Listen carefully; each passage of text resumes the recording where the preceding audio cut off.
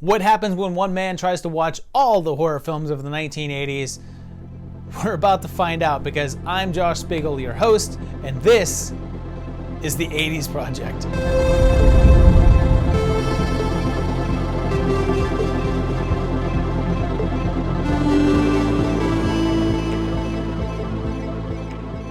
We're continuing on with the 80s Project, and we're getting a little deeper on into the year here, and the feel of the decade is starting to become a little bit more prominent, and you're about to see it come through even more with each and every video now. It's going to start becoming a little bit more apparent.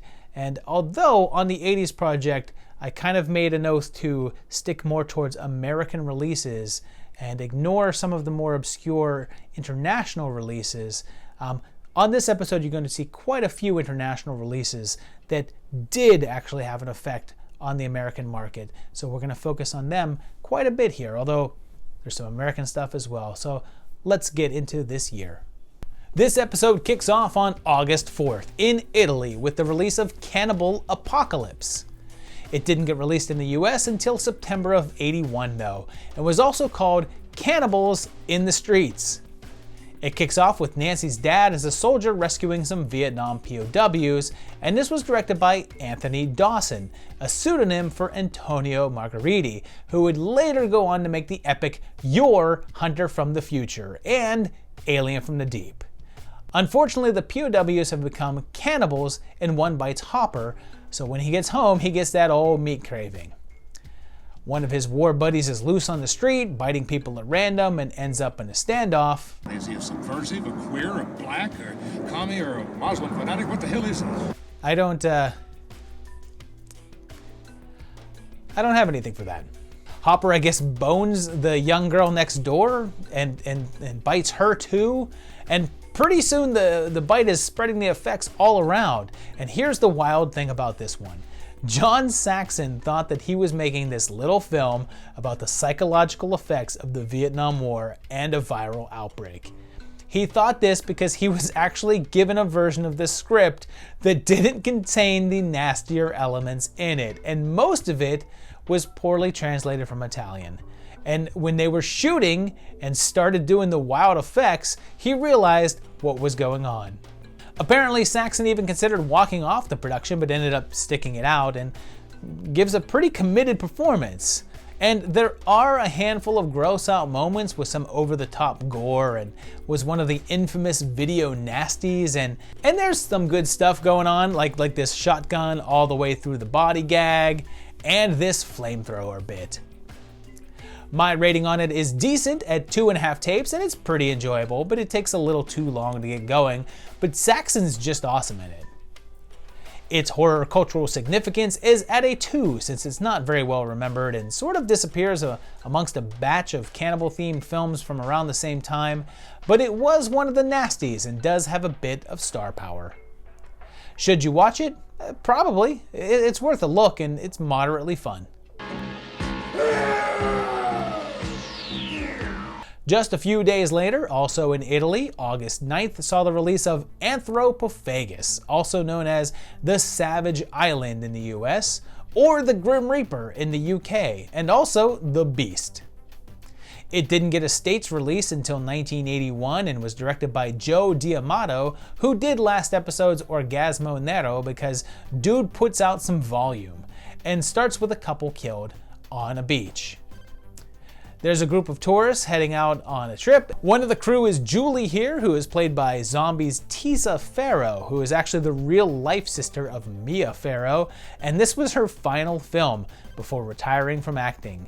I guess as she realized that all she was getting were these pretty crazy Italian horror flicks and said, I don't know, maybe I'll give Bank Teller a try. They head out via boat to an island while Carol sees trouble in the cards and the town is abandoned, but their boat drifts off. So they find refuge and the freaking cutest little kitty right before things pop off as they discover one of the town inhabitants gone mad. She talks about a madman who comes to the island when he smells blood there, and you know, this Grim Reaper guy better hurry up because so far this has just been Walking Around an Island, the movie. The killer finally shows up at around the hour mark, and it's this horribly scarred guy played by George Eastman, who also co-wrote the film and appears to be some sort of cannibal. So this one got some heat at the time due to the level of graphic violence within, which landed it on the infamous UK Video Nasty list. A heavy chopped down version was released there instead, and in Italy, where the full version played, people were walking out of the screenings due to the violence, and well, one scene in particular really, but it wasn't exactly a hit at the time. However, over time, its reputation has grown and it's taken on a sort of gore cult status and is often referred to as one of D'Amato's best films. My rating on it is only a 1.5 though, because man, oh man, is there a lot of walking around in this movie. To be honest, not much happens, like at all. Things do get pretty wild in the finale, but you have to be really patient to get there. Its significance is a bit higher though. I'm going to give it 2.5 for being one of the brighter points of D'Amato's catalog, its video nasty cred, and that scene. And if you've seen the movie, well, you know which scene I'm talking about. Should you watch it? Sure, but just skip to the last 20 minutes for all the action stuff.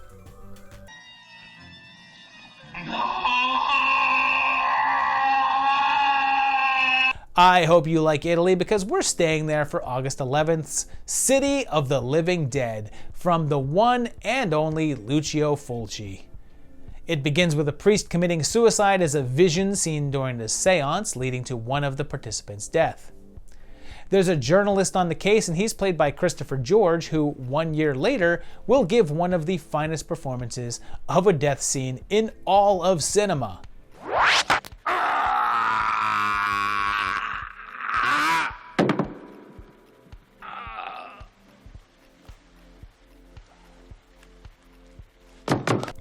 In the nearby town of Dunwich, strange things are afoot, including earthquakes, and it turns out that Mary is less dead than they previously thought. She's rescued, so I guess it's a lucky thing that she wasn't embalmed, and they say that all the things have been foretold in the book of Enoch, and the death of the priest has opened a gate to hell, which must be closed before the world is destroyed. There's also Bob here, who we last saw just like 2 movies ago in Cannibal Apocalypse, and the evil priest reappears to wreak havoc, leading to the film's most famous scene with this guy who you may not recognize without the metal faceplate that he's wearing in Demons, but he's also the director of the masterpiece Della Morte Dell'Amore. But the important thing here is this film's most memorable moment, and it's the young woman who vomits up her entire intestinal tract.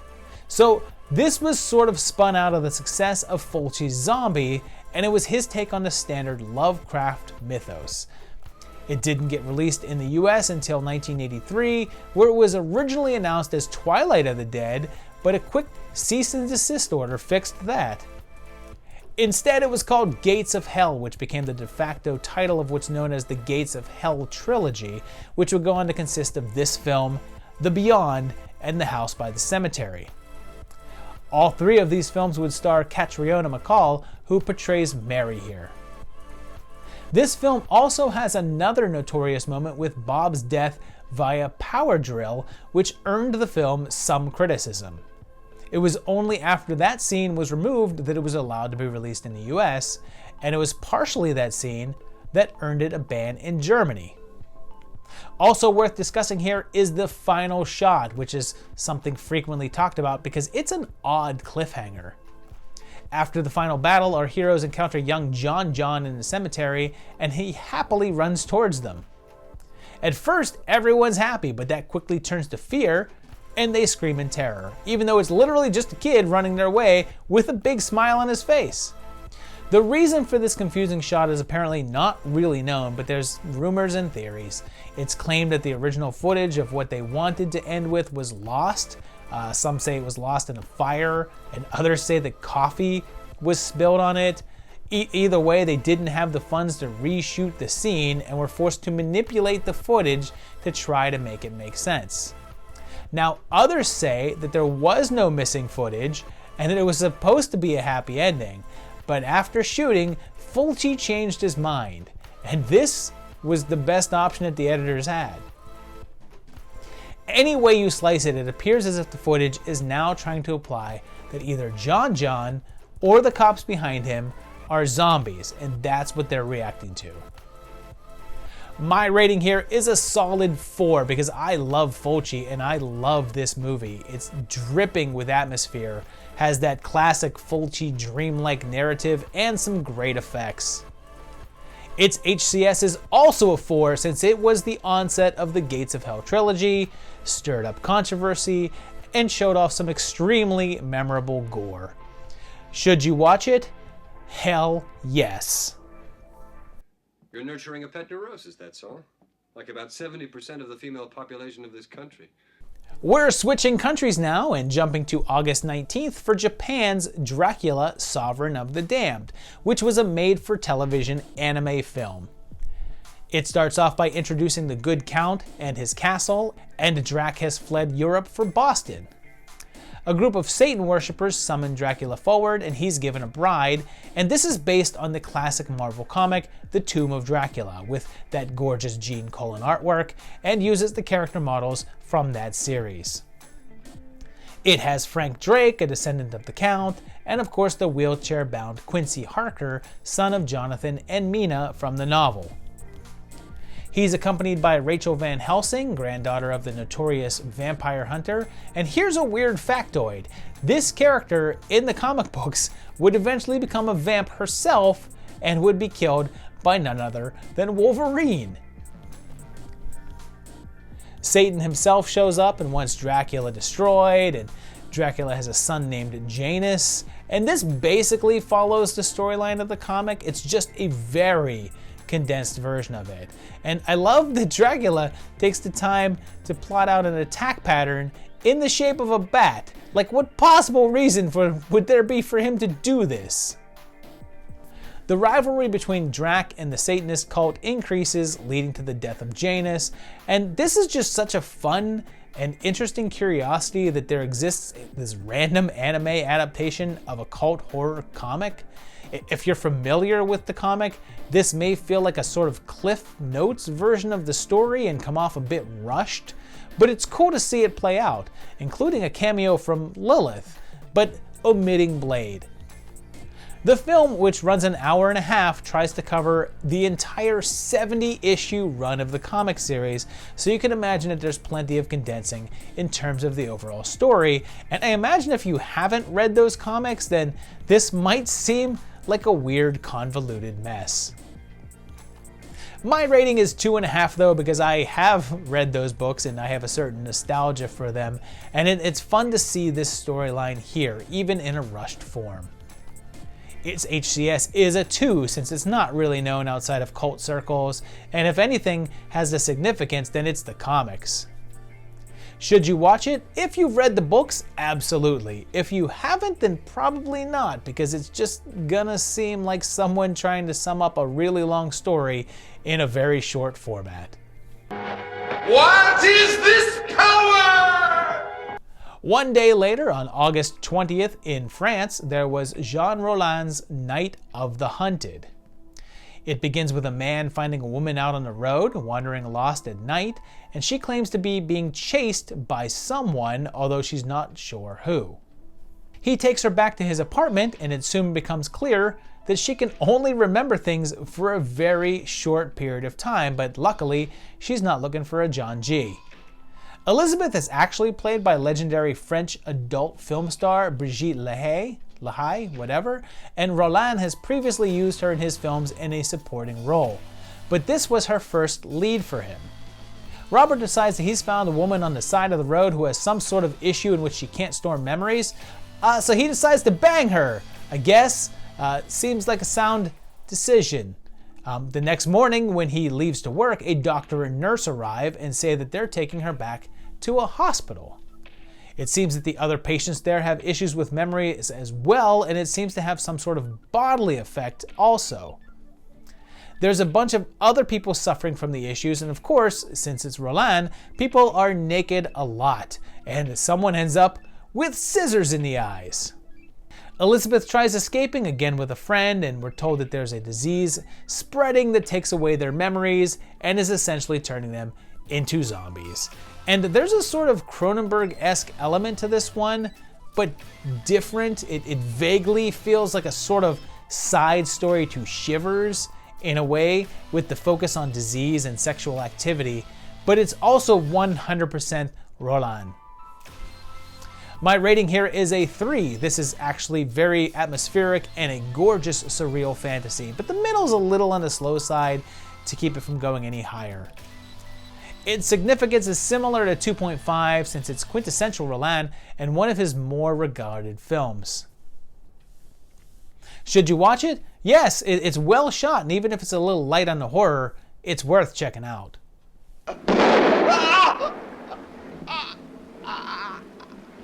Shortly after, on August 29th, we get a little more notable entry with He Knows You're Alone. It begins with a woman being killed in a movie theater shortly before her wedding. Principal Vernon is here, and this music sounds familiar.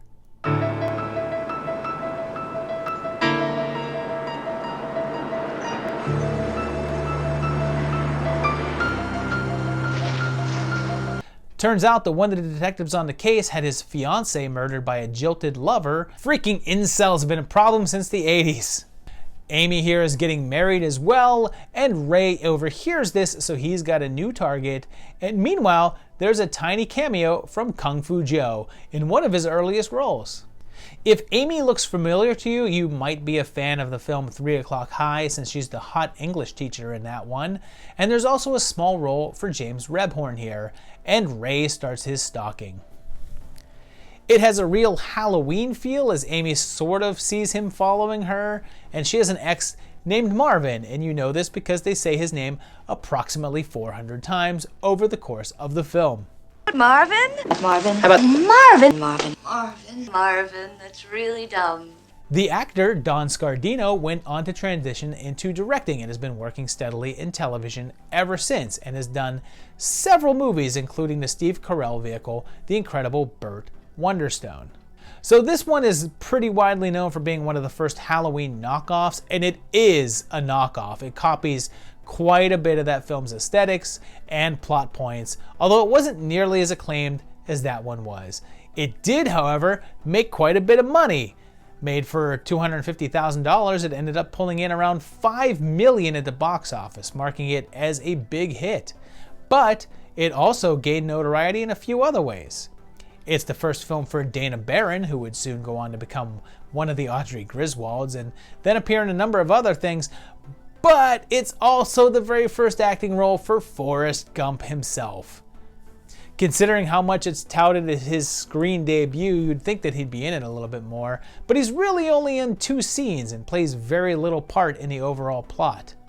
He doesn't even get a death scene, although some people confusedly say that his ends up in a fish tank, but that's not his character, it's the girl that he's dating.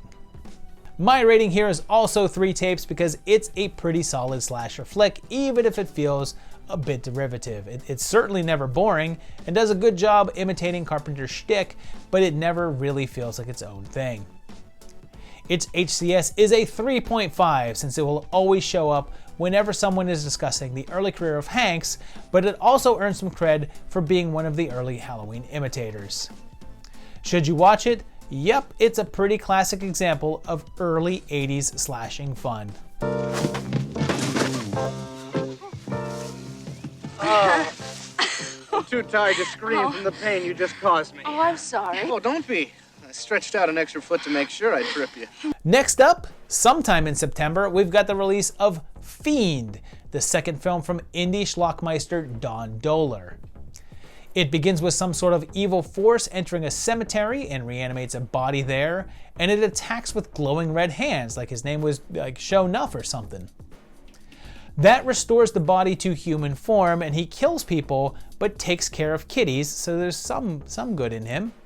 He's a music teacher and just kind of goes back to his old life, which is a little weird because no one seems to make a big deal out of the fact that he was previously dead. He has to kill people in order to sustain himself, and his neighbors start to suspect something, but I think that I should point out that his main suspicions pretty much arise from Longfellow's decor, which is lucky in the context of this film because he's actually the killer.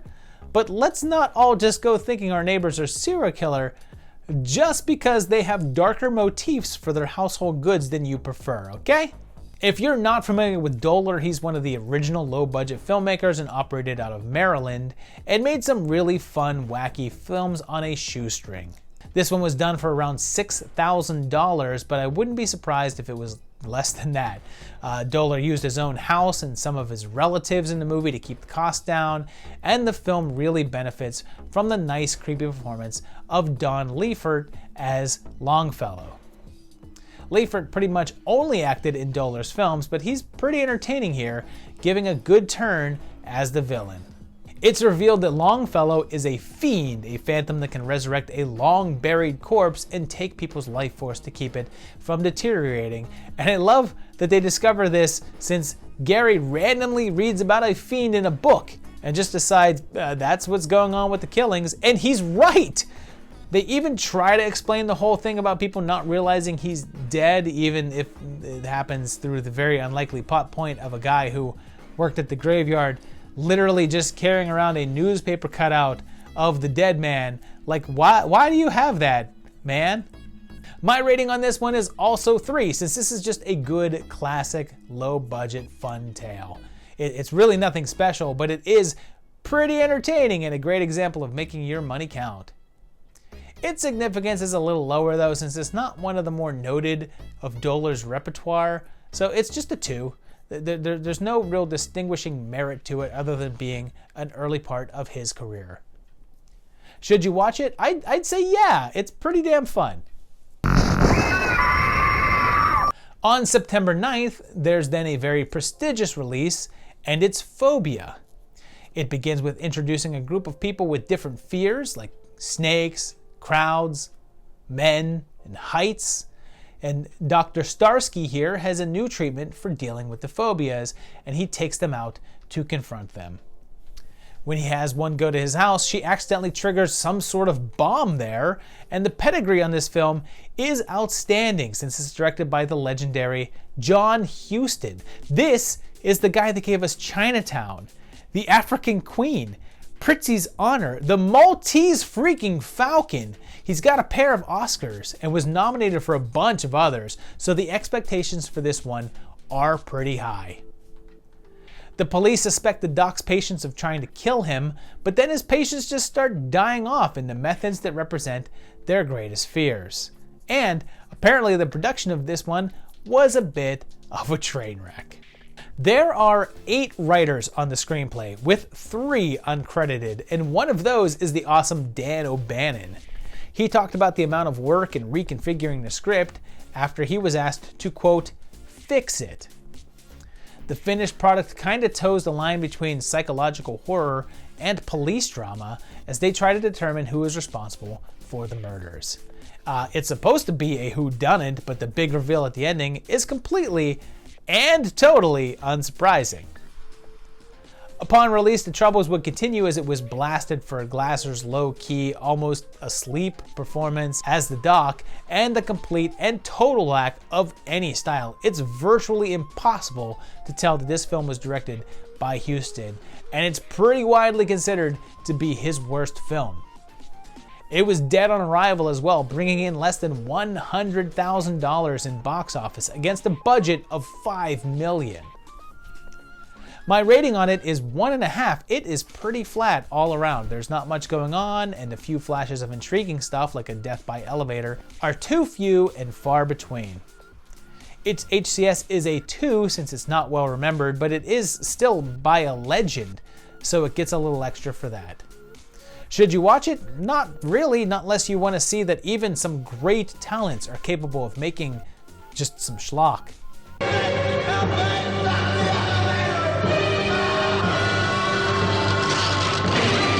Going back to Italy again, we're spending a lot of time in Italy in this episode, but on September 15th, we saw the release of White Cannibal Queen, which was also known as Mondo Cannibal.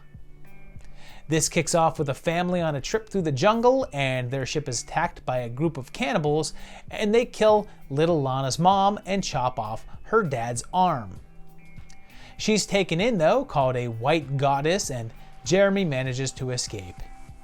He goes to the hospital, and I mean, his arm is just clearly just tucked under this blanket, and it's Al Cliver, who you might remember from Zombie, or Zombie 2, or whatever you want to call it. 10 years later, he regains his memory and wants to go back to find his daughter, and she's now fully grown and was played by Ator's Sabrina Ciani. So this was directed by Jess Franco, his first appearance on the project, but it won't be his last, and oh boy, does he hate this movie! Apparently, its reputation is being one of the worst of the cannibal films, and it's most likely because Franco hated making it. He stated that he only made this one, as well as his other cannibal film, Devil Hunter, which I'll be covering in the next couple of episodes, because cannibal films were popular. He himself hated them and said that he didn't understand why people really enjoyed watching them. And this one is pretty tough to enjoy watching since it's about 90% just strolling leisurely through the forest. Throw in him saying that Ciani was the second worst actress that he had ever worked with, whose only skill was having a nice butt, and you've got a bit of a recipe for disaster. It did stir up a bit of controversy at the time, as it was pegged as one of the video nasties in the UK and was seized and confiscated, but there's really not much in the film to justify it. The violence is pretty tame, and the gore is goofily fake. I'm giving this one a 1 because, oh man, is this one kinda tough to get through. It's really uninteresting and dull. Its significance is a 1.5 since it's a forgotten episode of Franco's work, forgotten cannibal saga, and just kind of forgotten in general. I'll give it the extra 0.5 for being one of the nasties. Should you watch it? You can easily pass. They kidnapped you many years ago. Try to remember. It happened on a boat. You were only a child, remember? Go away now! Our final movie today arrived a few days later on September 19th, and it's Mother's Day, and it begins with a bit of subversion as a couple of killers seem like they're preying on an old woman, but it turns out that they're the victims, as the old woman has two murderous sons named Ike and Adley. We then meet three women who all went to college together, and they have a reunion weekend together in the wooded areas of rural New Jersey. They encounter the typical hillbilly shopkeepers, and you know, I used to spend a good amount of time in Jersey, and I'm not sure I ever encountered any backwoods areas like this, but I'm sure they're there. I just picture a different kind of dangerous element there, and that includes a lot more spiky hair with frosted tips. It soon becomes apparent that the brothers are watching them, and that night they attack and kidnap them, dragging them off in their sleeping bags. It seems Mother enjoys seeing her boys torture people, so they put on a show for her, which they do, and take pictures while they do it. But then, Ike is eating what appears to be Trix cereal and cat chow mixed together in a giant bucket as if there's no such thing as bowls, I guess, and he's eating it with a huge wooden spoon. And I'll forgive the bucket thing, and I'll look past the cat chow, but tricks are for kids.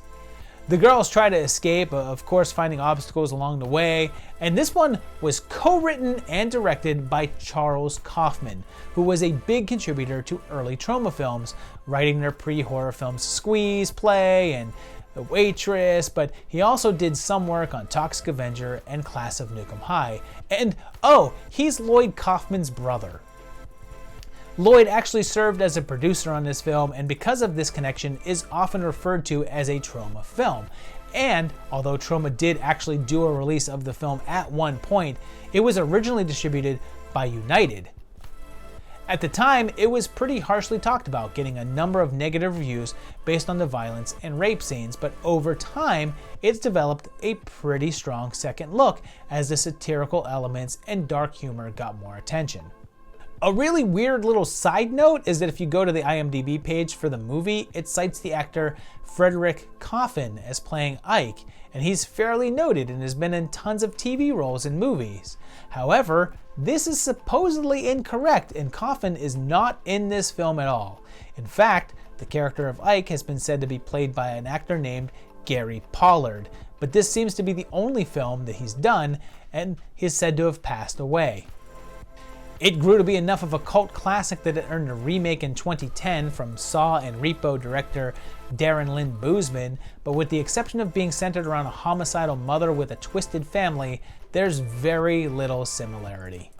My rating on this one is a 3. It's pretty solid and twisted film that feels like a sort of elaboration on the themes of Texas Chainsaw, with a touch of Last House on the Left in there, but also still feels original enough. Its HCS is the same at a 3 since it's pretty fondly remembered, and its reputation has only grown over time, even if it's not something people immediately identify as one of the big ones. But come on, you remember seeing that box cover on the video shelves. Should you watch it? Yep, it's definitely worth checking out. B-O-O-T-E.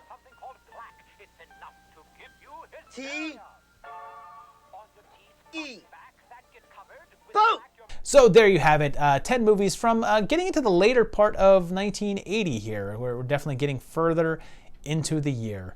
And this was a pretty solid batch of movies. I enjoyed most of these, actually. Very, very enjoyable set of flicks, although I have to say that my favorite of them, very clearly, without a doubt, City of the Living Dead. I'm a Fulci fan. I'm a fan of that movie. Yeah, I love that one. But that could be one of my favorites of this entire year, I would think. Let me know what you think. What is your favorite of these movies? I would like to know what that is. Which one did you appreciate the most? And which of these have you not heard of and would like to now see? Of course, let me know all of that. You can put it down below in the comments or send me an email to themovietimelinesguy@gmail.com. And we'll see you once again as we continue on with the 80s Project.